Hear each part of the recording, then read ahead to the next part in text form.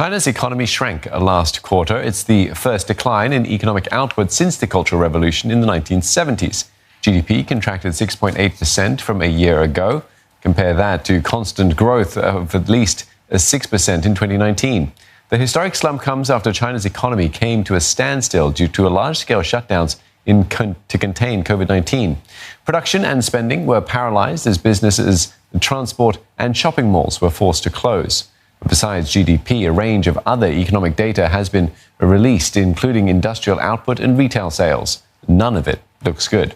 Retail sales were down almost 16%, and industrial production declined 1.1%. But the government says the second quarter will look better.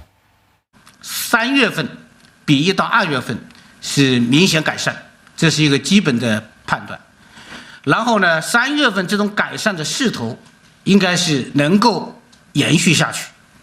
特别是随着我们复工复产这个加快统筹推进，更大力度的政策不断的这个出台，实际上2季度我觉得会表现会更好。China's central bank has also rolled out a range of support measures. The People's Bank of China has cut medium-term borrowing costs to a record low, and the amount banks must hold in reserves has been reduced.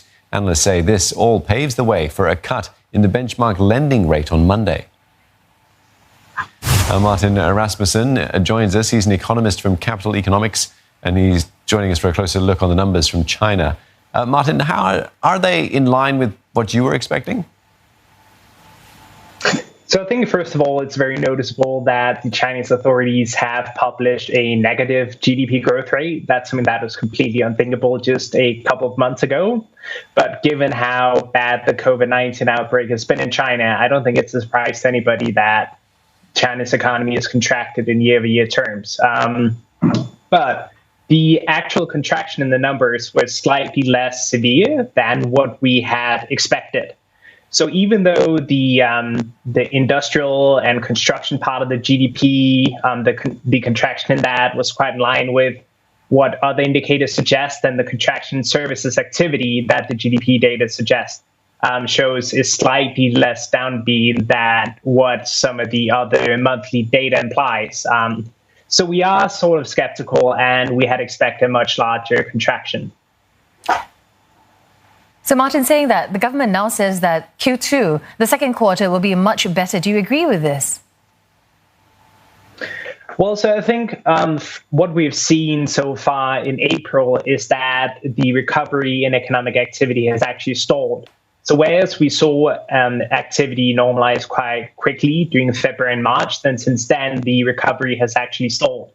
So we monitor some high frequency indicators, such as passenger traffic. We look at congestion in cities. We look at coal consumption.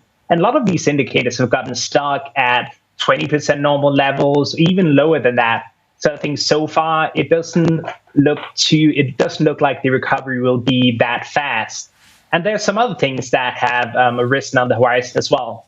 Not only do you have the worsening of the COVID-19 outbreak abroad, which weighed on export demand in China's major export markets, but we've also seen that employment conditions continue to deteriorate.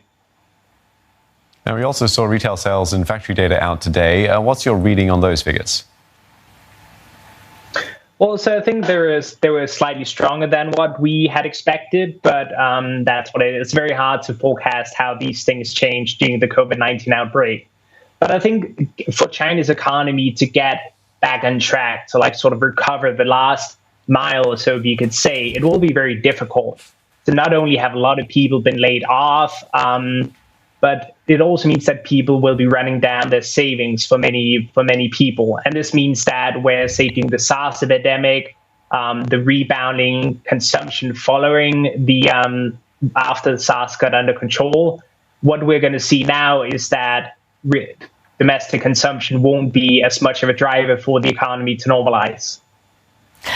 So China's figures, do you think this could be an indicator of what other economies may also be suffering in terms of the economic impact here?